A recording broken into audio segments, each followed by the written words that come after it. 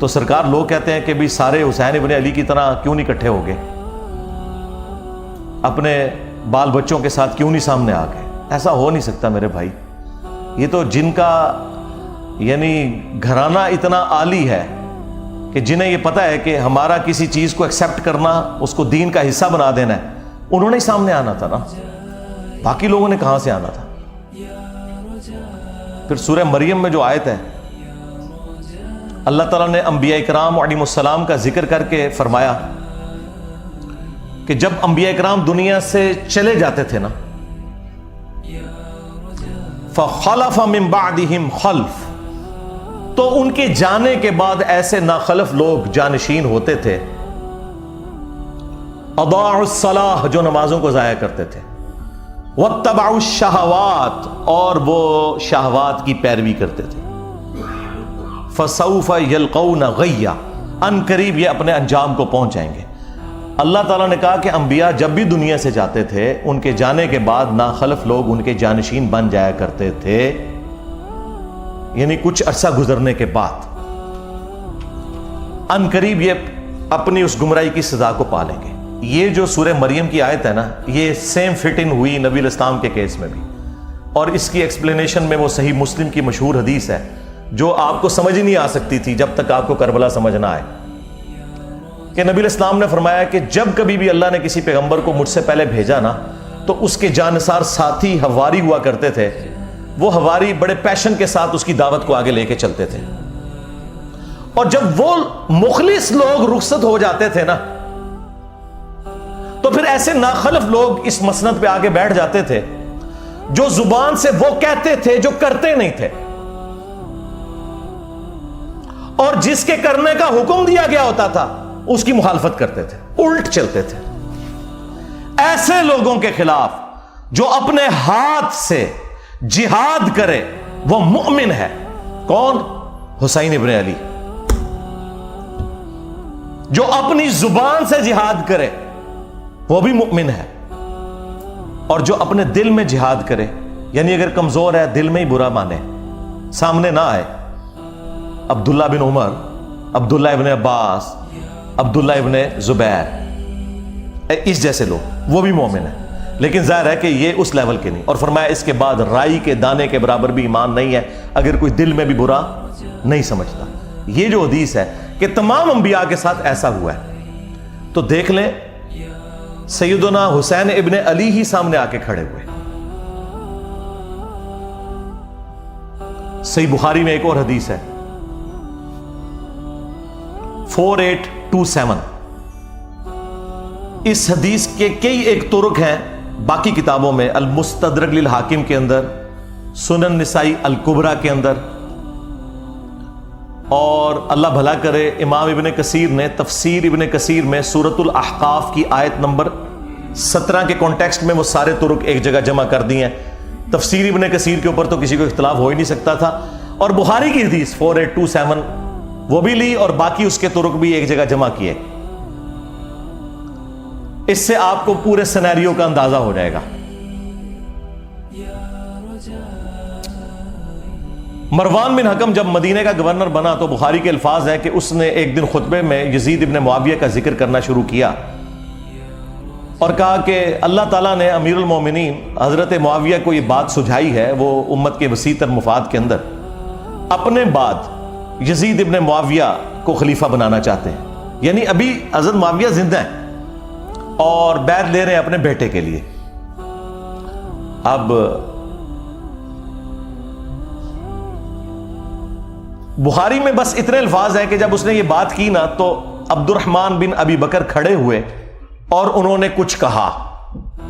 امام بخاری نے اپنی شرافت کی وجہ سے وہ الفاظ نقل نہیں کیے، لیکن وہ الفاظ کہیں گئے نہیں ہیں، وہ حاکم کے اندر، سنن نسائی الکبریٰ میں، اور اللہ بھلا کرے تفسیر ابن کثیر میں انہوں نے سارے طرق، المعجم الکبیر طبرانی سے بھی جمع کر دیے. بخاری میں الفاظ ہیں کچھ کہا تو مروان نے کہا پکڑو اس کو، عبد الرحمن بن ابی بکر کو. تو وہ بھاگ کر حضرت عائشہ کے حجرے میں چھپ گئے. مسجد نبوی کے ساتھ ہی تھا حجرہ عائشہ، اور یہ حضرت عائشہ کے بھائی بھی لگتے تھے، اور جو ہمارے سب کانٹیننٹ میں کہا جاتا نا سگے بھائی، کہ ماں اور باپ دونوں ایک، عرب میں تو باپ ایک ہونا تو سگا ہو جاتا ہے. یہ عبد الرحمن بن ابی بکر وہ ہیں کہ جو والدہ ہیں ان کی اور والد دونوں وہی ہیں جو سیدہ عائشہ کے والدین ہیں. اب اس کو غصہ تو تھا لیکن اندر تو نہیں جا سکتا تھا, تو باہر سے اس نے کہا کہ ابو بکر کے بیٹے تیرے بارے میں ہی قرآن میں آیت نازل ہوئی ہے نا. وہ ایک کافر والی آیت لگا دی پکڑ کے, توبہ توبہ. یہ ہیں آل امیہ کی چاکری کرنے والے لوگ کہ تیرے بارے میں آیت نازل ہوئی تھی نا کہ یہ کہتا ہے کہ اپنے ماں باپ کو کہتا ہے کہ تم لوگ جو مجھے یہ کہتے ہو کہ مرنے کے بعد دوبارہ زندہ کیا جاؤں گا, تو یہ اگلے لوگوں کی کہانی ہے. یہ قرآن کو جو اگلے لوگوں کی کہانیاں کہتا تھا نا ابو بکر کے بیٹے, تو ہے وہ. اب حضرت عائشہ کو بڑا غصہ آیا, انہوں نے اندر سے جواب دیا اس کو خاموش ہو جا, آل ابی بکر کے بارے میں کوئی اور آیات نازل نہیں ہوئی جو میری برات میں نازل ہوئی تھی سورہ نور کی.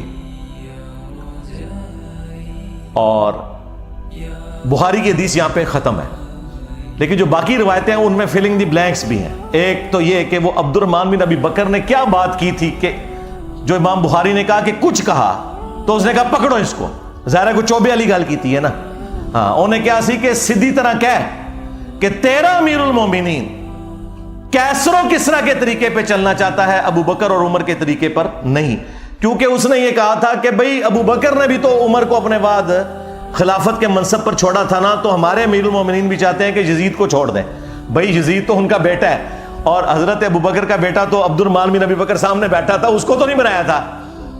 تو اس کو تو غصہ آنا تھا کہ بھی میں تو کوئی خلیفہ نہیں ہوں اور تم مثال کون سی دے رہا ہے, کدھر سے جوڑ کے کون سی بات فٹ کر رہا ہے. تو ان کا سیدھی طرح کیا کیسر و کسرا کے طریقے پہ چل رہے ہو. رومنز اور پرشینز وہ بادشاہ اپنے بیٹوں کو نامزد کیے کرتے تھے. اب یہ بات اس کو لگ گئی, ان کا پکڑو انہوں. اور وہاں پہ تو ہے نا کہ حضرت عائشہ نے کہا خاموش ہو جا, آل ابی بکر کے بارے میں تو سورہ نور نازل ہوئی ہے.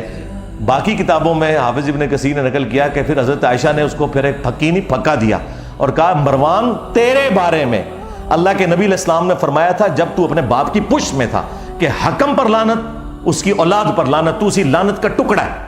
اور نظر آ گیا اس سے آپ کو یہ سارے کے سارے معاملات کلیئر ہو جائیں گے.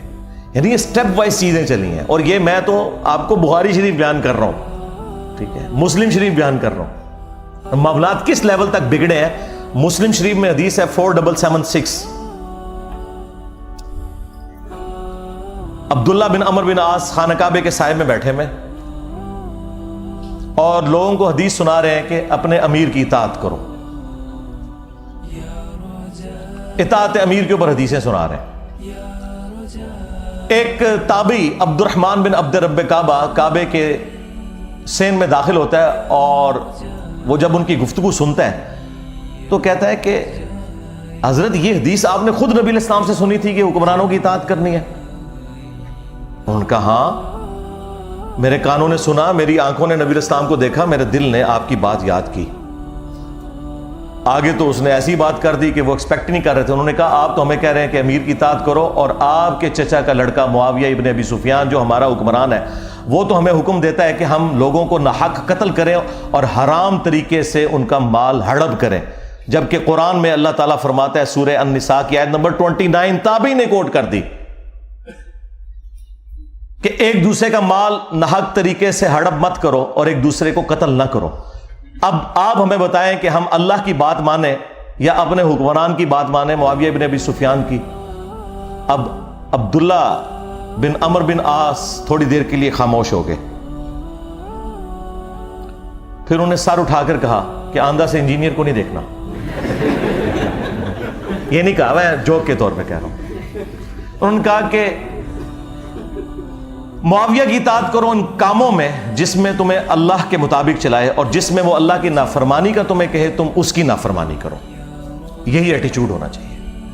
یعنی یہ آپ کو دور حکومت کے اندر جو ایک معاملات ہے نا وہ بھی اندازہ ہونا شروع ہو گیا کہ کس لیول کے اوپر معاملات بگڑ چکے ہوئے تھے.